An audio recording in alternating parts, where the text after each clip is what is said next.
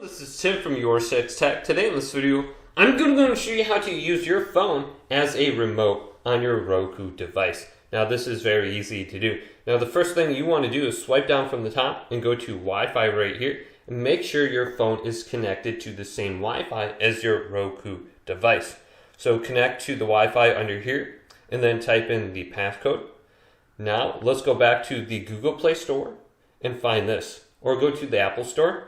So mine is right on the home screen here, so I'm going to go to the Google Play Store, select this, then go up to the top to search, and then simply type in Roku, like this. Then go to search, and it should bring open the Roku app right here. So let's tap this, and it says official, and it has around 50 million downloads, so let's install this. And this will allow us to use our phone as a remote on a Roku device. So it's only 23 megabytes, so it should download quickly, and it's installing. All right, let's open this up. Now I'm going to go to continue on here and go to next, or skip. Go to skip all these. And then I'm going to continue as guest and not sign in. Not now. Now on the bottom here, let's go to devices. And here's my Roku Express right here.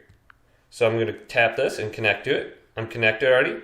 Now I can go on over to remote and then use this to control my Roku device.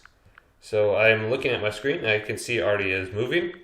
Up here we have a microphone, search option, a keyboard, and settings, home, save list, apps on Roku. So let's go to settings now, and these are the settings for my device. You can switch to a different device right here, and this is what apps look like. So I can tap this to launch an application real quick.